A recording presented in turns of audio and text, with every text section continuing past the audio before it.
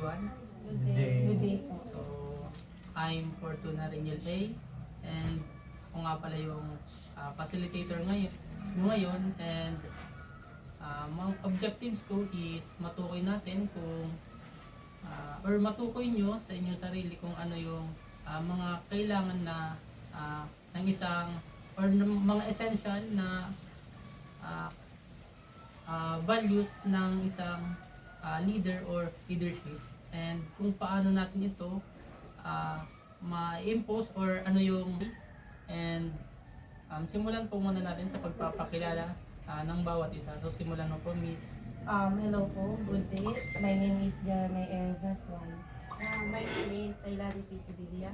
My name is Marjan Baito. And I am Angel Dushamay Siragati. Thank you. So, ang main objectives natin is ma-explore kung paano maging effective ang pagiging isang good or having a good leadership. So, mayroon akong ibibigay na 3 katanungan sa inyo, at sa pagsagot sa mga katanungan na iyon ay bibigyan ko kayo ng tag-iisang minuto upang i-share kung ano yung mga ideya or opinion nyo sa bawat tanong na aking ibibigay sa inyo. So, naunawaan po ba ang aking instruction? Naging malinaw po ba ito sa inyo? Yes po. So, my first question is, what are the values that is important for a leaders to have? For me po is empathy. For me naman po is dapat the leader is encourager, meron siyang active listener, and ano siya dapat, good communicator. In my experience is good communication. For me naman is integrity. Thank you. My second question is, how do these values affect the group's participation, motivation, and cohesion? Sa empathy po, hindi lang, siyempre as a group leader, hindi lang po basta leader dapat ang pinapakita niya sa mga kasama niya. Dapat meron din siyang empathy. Kasi po yung empathy is understanding, caring about how other feels. Kumbaga meron po siyang capacity na intindihin niya yung naramdaman ng kasama niya at maunawaan yung bawat side para meron pong good communication.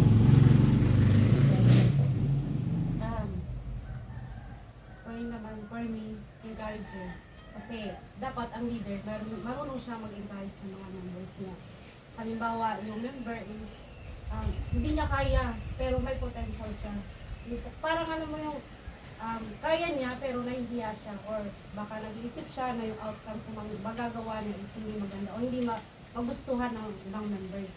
For me, dapat ang leader is encourager siya. Kaya mo yan, hindi yung parang bahala kayo dyan, basta sinabi ko na anong gagawin nyo. Dapat hindi ganun ang leader. Dapat laging positive yung sinasabi niya sa bawat members. Next is yung active listening. Kasi dapat marunong ang group leader, marunong siyang makinig sa mga members niya. Hindi lang siya lang yung pinapakinggan. Ang group leader nagbigay ng suggestion. Let the members magbigay din ng suggestion para mas lalong maintindihan ng bawat grupo kung ano talaga yung gustong gawin ng ano yung pinapagawa sa atin. Hanggang sa magtatama kayo sa gitna na parehas kayo, may gusto nyong gawin. Tapos yung good communicator. Kasi pag yung group leader dapat marunong siya sa good communicator. Kaya niyang i-handle yung mga members niya, kaya niya bigyan ng mga rules gagawin ang mga members niya para hindi nagkakaparehas. Halimbawa siya, gusto niya ng ganito, gusto niya rin ng ganito, gusto niya rin ganito. Dapat ang group leader siya na magbibigay ayon sa potential ng bawat members. Yan lang. Thank you po, Miss Lailani. So for me naman, good communication. Dito sa group leader, dapat meron nito dahil isang grupo dapat meron nito dahil mas nagiging maganda yung direction ng isang grupo. At isang maganda din po ito dahil nakakaiwas dito na yung di pagkakaintindihan ng isang grupo. At dito para mawasan yung iba yung ano nila, pagiging may hindi naintindihan ng isang grupo, ang isang member, example, dapat meron ang group leader ay ang grupo ng good communication. So, for me naman po, integrity. So, kapag yung isang leader, meron siyang integrity, na-earn niya yung trust from the group team members. So, dahil po yun, sa way na po yun, na-motivate po yung mga team members na mag-participate or magbigay ng mga ideas na mas nakaka-help po para sa groups. Yun. So, thank you sa mga binigay ninyong mensahe about kung ano yung naunawaan nyo at kung ano yung kahalagan ng mga values na ito sa pagiging leader. So, thank you sa lahat ng inyong mga ideya na binigay or shinare sa akin, at lahat naman ng inyong nabanggit ay tama. Katulad na lang ng empathy, encourager, good communicator, and integrity. So, para sa akin, hindi lang ang pagiging leader ay isa lang na kapangyarihan o isang posisyon lang. So, dapat ang pagiging leader ay nakakapag-inspira din at nakakapag-empower ng isang grupo upang magawa yung goal ng isang team. So, dagdagan mo sana. So yun lang po. Di dapat. Okay lang yan. Ikat mo sa Sunod. ito. Ikat mo sa Sunod na spirit. Hindi ko pa isingin tayo kasi What should? naglo-load yung bago sa. Ito na yung sa tubagatin na ni ma'am. Sumbag man sila panawarin, dito na lang manawarin. What do facilitators should? Ay, ikakan with simbag. Uphold during Ikaw na sana ako sa tips. processes. Tips na sana. Hindi, hinam kita bigkuha. Di ako, pag Kasi ad ako. The following values during group processes. Ayun. Yung may competence. Competence, knowledgeable. Active listening, Kasi dapat, respect, may knowledge siya Good, sa good communication. May knowledge siya kung ano And man also yung... good, ano daw, Ang recommendation. lang yung lesson na may knowledge siya doon sa ano yung knowledgeable dapat. Flexible. Pwede na magwalay ka, tani magkuha kita. Flexibility, empathy, So, what? Kumbaga, magbigay tayo ng ano, tapos pag-usapan natin bakit flexible, hanggang. Flexible. Kasi dapat ano, parang yan, kasi kaman nga, nagtaumangi kang ano, thoughts mo, opinion. facilitator, transparency, empathy, Ano meron dyan? Dali na. inclusive, Competence. Respect. Motivated. Also, Motivation. she have Kaya ba motivation sa ganit? respect. Magmunga na rin kita sinana. Kuha tayo. Dali, may question sana di ha. So the third question is, Ano naturality? what values should a facilitator uphold during group processes? Dali. clear, So, my third question is, what values should a facilitator uphold during group processes? For me po is motivation. Dapat na i-motivate po natin yung bawat isa para mas lalo po mapaganda yung communication natin at mas lalo silang ma-encourage sa ginagawa. Sa akin, ano, dapat flexible, competence, knowledgeable. Siyempre kung facilitator ka, nandiyan ka sa gitna, maraming nanonood sa'yo or marami kang pinapacilitate. Siyempre, may mga, kaya ka facilitator parang i-guide mo sila kung anong gagawin nila, kung may problema man sila. Dapat kung may, may knowledge ka kung paano i-handle yung mga taong yan. Kasi kung, halimbawa, bigla na lang yan may boses na umiyak, bigla anong gagawin mo bilang isang facilitator. Pag competence, alam mo yung gagawin mo. Halimbawa, yung isang member yung turuan mo is magtanong sa'yo. Ang natin is stress management. Bigla magtanong sa'yo ng anong gagawin namin para ma-manage namin yung stress. So dapat competent ka, alam mo yung sasabihin mo sa kanila. Yeah, which is Dapat knowledgeable. ikaw yung dapat yung magkaano sa kanila, facilitate sa kanya. Saka ang facilitation and my own experience kasi, gagayad mo lang sila. Hayaan mo silang mag-open kung anong gusto nilang sabihin. dun sa tanong mo, hayaan mo sila yung sumagot.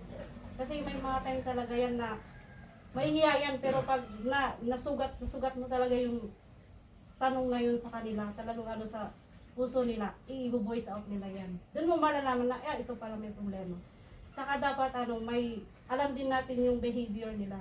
Yung nakikita mo sa kanila, yung akala mo nakikinig lang, yun pala, may problema na siya. Ganun yung, dapat meron tayong ganong alam natin. Nakikita natin mismo sa behavior nila, sa galaw nila.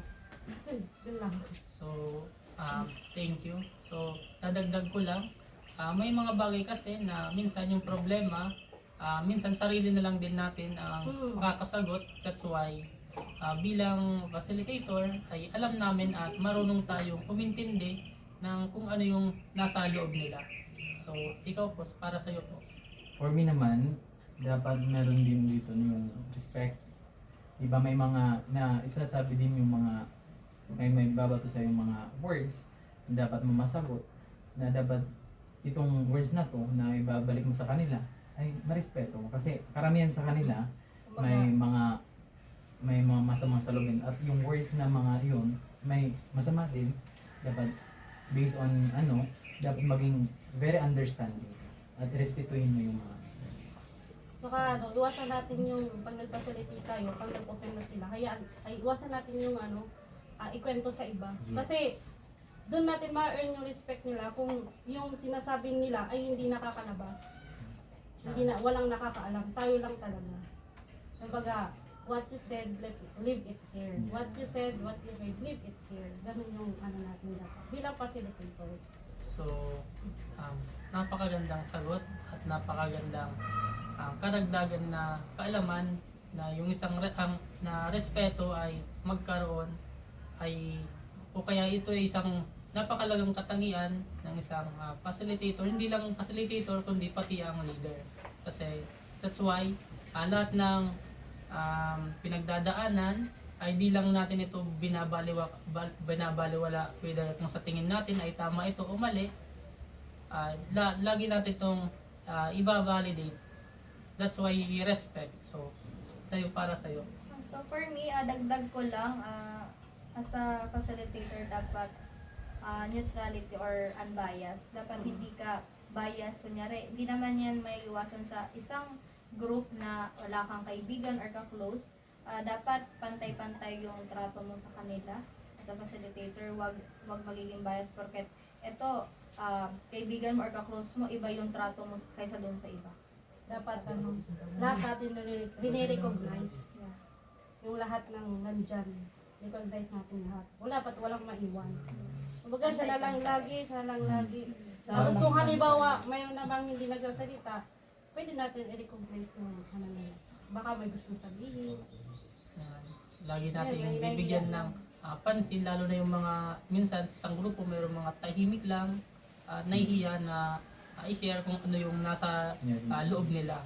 That's why lahat naman ng yung nabanggit ay kumbaga ito ay konektado lahat at hindi ito mabubuo ng successful kung lahat ng bagay na iyon ay hindi magkakaisa.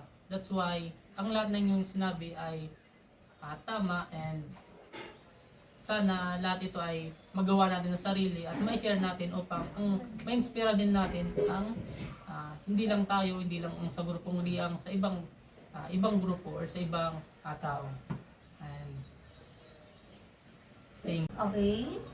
Hello everyone, good day po.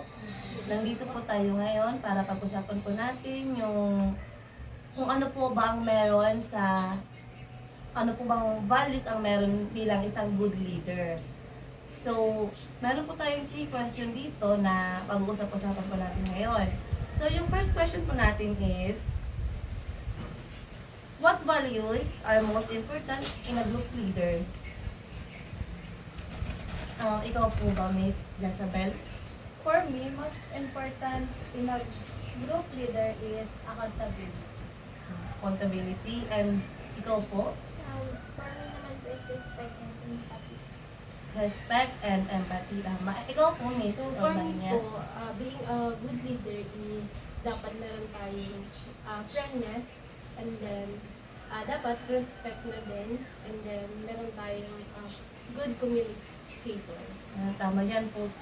So sa second question po is, how do these values affect the group participation, motivation, and cohesion? Ikaw po?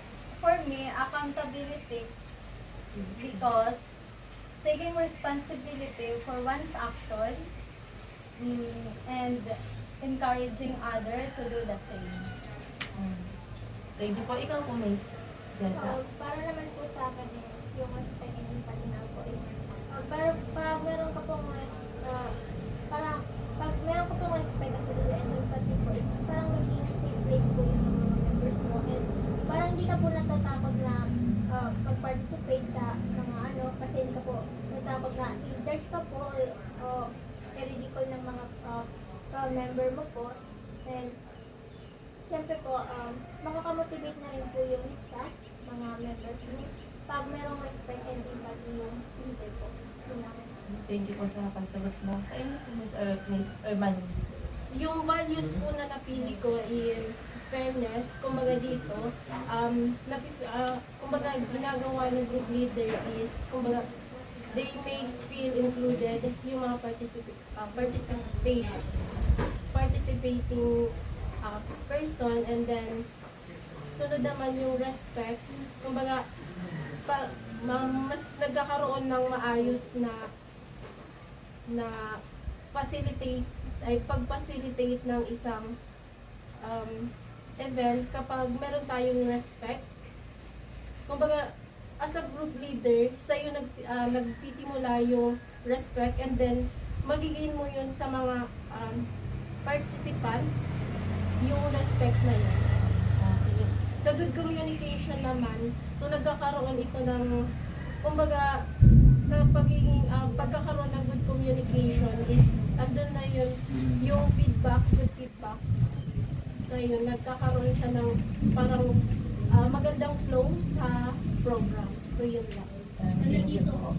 Tama naman po lahat ang sinabi niya, tulad po ng sinabi ni Miss Jezabel, accountability, empathy, and respect, and good communication. So, tulad nga, tama naman yung sinabi ni Miss Ormaniel, tulad ng respect. Sabi nga, kung gusto mong irespeto ka ng kasama mo, dapat sa'yo mo naman galing yung respect. Then, yung empathy naman, yung sinabi naman ni Miss Jessa Bagayawa, tama talaga yun kasi, di ba dapat kailangan natin maintindihan yung nararamdaman ng bawat isa para magkaroon tayo ng good communication. Yan po. Okay po, for question number 3. So, what values should a facilitator uphold during group processes? For me, fairness. Fairness. Because a fair facilitator creates a balanced environment where decisions are made transparently and justly based on a group consensus or agreed upon rules. Thank you po. Ikaw po, Miss Jessa Bagayawa. Sa akin naman is yung confidentiality and trust po. Siyempre po, dapat yan po yung napuputin ko. Kaya po, yung sabi nga po niya na kung ano po yung narinig o yung pinag-usapan is iiwan lang po doon sa place na po yun. Kasi po, para po maano po yung participant na parang safe po sila na bumoses ng mga gusto na nararamdaman po nila. Na alam po nila na may trust po sila na hindi po yung makakalabas. Na doon lang po sa place na yun, doon lang po. Okay, for me naman is impartiality. So ito yung not favoring anyone. So kumbaga ito yung unbiased na kumbaga di porket kilala mo or kaibigan mo is mas ano na yung pakikitungo mo doon. Kumbaga fair lang. Ito yung tinatawag na fairness, and then next is active listening. So dapat as a facilitator dapat active listening ka kasi ito yung sinasabi na kapag yung isa is kumbaga nagbibigay ng opinion, so dapat pakinggan mo, and then kumbaga nakikita nila yung kumbaga interested ka sa sinishare nila, And then next naman is yung guiding discussion fairly. So ito nga yung sinasabing fairness. Kumbaga, Thank you po sa inyong mga kasagutan. Tama po yung mga sinabi ninyo na ito po ay bilang isang good facilitator. Yung sinabi niyo po niyo na fairness, confidentiality, trust, impartiality, active listening, and guiding discussion. Lahat po yun ay meron po ang isang good facilitator. Tulad po ng sinabi mo, Miss Jessa, yung fairness. Ano ba yung fairness? Hindi, okay lang yun. Ikakat na lang yun. Yun. Yung fairness po, tulad po ng sinabi nyo is fairness. Yung fairness po, di ba, is pantay-pantay po na dapat yung facilitator is walang pinapanigan. Then, yung confidentiality po, dapat bilang isang facilitator, dapat confident po tayo para mas lalo po natin ma-encourage yung mga kasamahan natin sa mga ginagawa natin para magkaroon po tayo ng good communication. So, yung sinabi niyo naman po, Miss Bagayaw, is trustworthy. Means pagkakatiwalaan nga po, di ba? Na dapat po, sa bawat isa natin, sa bawat isa po ng ating member ay meron tayong trustworthy na yun nga yung sinabi niyo po, dapat doon lang na hindi dapat makalabas sa iba. Kaya nga sa'yo sinabi kasi alam ng members mo na pagkakatiwalaan ka. Yan, hindi makakalabas sa iba. Para naman mas maganda yung pagsamahan ng bawat grupo. Yung sinabi naman po ninyo, Miss Urbania, active listening. Tama po, yung active listening po is kasama po bilang isang good facilitator na dapat as a facilitator, marunong tayong makinig at naiintindihan po natin yung pinapanig ng kasamahan natin para po mas tumibay at mas gumanda yung samahan ng bawat grupo. At isa na rin po yung impartiality. So yung impartiality po, tama nga din naman po yun kasi dapat po sa isang grupo as a facilitator, wala kang bias, wala kang favorite ba? Dapat lahat ng opinion nila, lahat ng suggestion nila para sa iyo is tama. Wala kang hindi porket siya yung magaling, siya na yung pipiliin mo, siya yung paborito mo. Dapat kung sino yung medyo low sa grupo, no offense, di ba? Low sa grupo, dapat siya yung mismong ine-encourage mo. Dapat siya yung talagang inaano mo na makakaya niya yun para mas lalong tumibay nga yung pagsama ng isang grupo ko, di ba?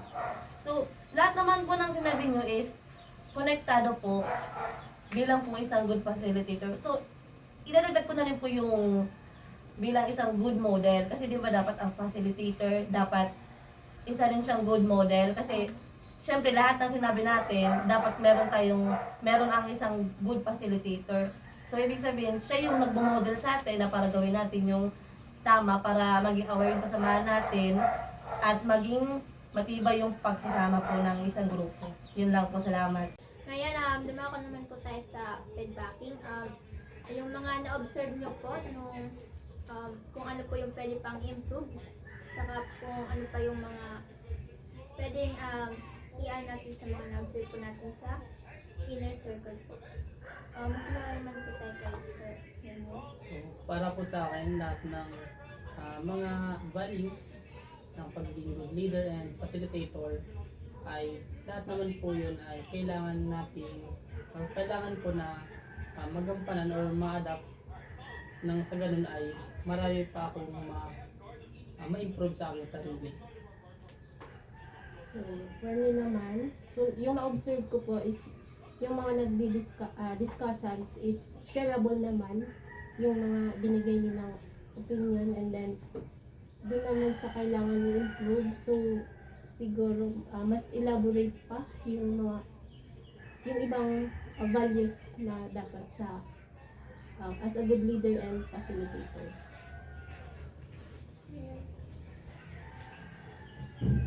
So for me naman, ang gusto ko lang dun sa mga good leader and yung facilitator.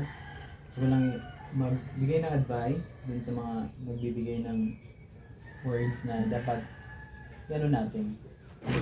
Damdamin natin yung mga binibigay ng karamihan.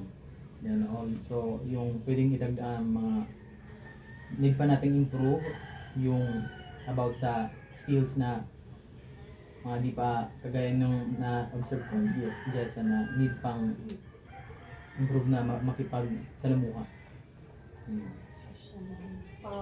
For me naman, lahat po ng sinabi natin is tama rin naman.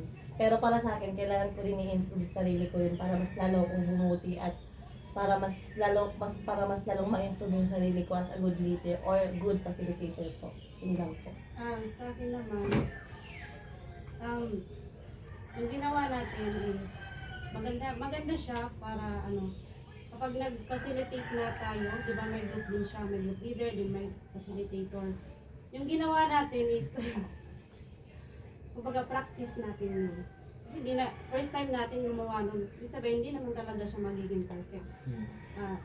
Thinking kasi di ba, ginawa natin yun, at least, meron tayong natutunan kahit paano. Ang ano lang is, pag gumagawa kasi tayo ng mga ganito, is hindi tayo ready. Kumbaga, hindi muna tayo nagkaroon ng unang pagkikita para pag-usapan natin kung ano yung gagawin natin, ikaw o facilitator ang gagawin mo. Yun yung kulang sa atin. Bali, dapat, bago natin gawin, yun muna ang unahin natin, ang meetings. Lagi naman kasi talaga ganun, di ba? Pag sa projects, wala naman talaga yung walang pag-uusap muna, basta lang tayo magawa. Kaya maganda sana is unawain natin yung kung ano yung nasa instruction na binibigay sa atin. Sa pag-facilitate naman natin, lahat tayo facilitator, lahat tayo leader. Lahat ng values na binigay natin is talaga makakatulong sa atin. Pero kailangan maging pa tayo, mas marami pa tayo dapat na matutunan. Hindi lang yung mga values na binigay na lang. Pero marami pa siya. Yun lang. For me naman po, based on my observation, lahat naman po tama. About naman po dun sa values, need po natin isang puso lahat ng important values bilang isang good leader and facilitator. Yun lang. Sa akin naman po is yung na-observe ko lang po is sabi nga po ninyo, alam po natin na isa puso po yung mga narinig po natin. Saka lahat naman po ng sinabi is tama. And for me po is dun po sa mga sinabi is maano po talaga natin yung sa pag nagpa-facilitator na po tayo and pag sa leader po, yun lamang po.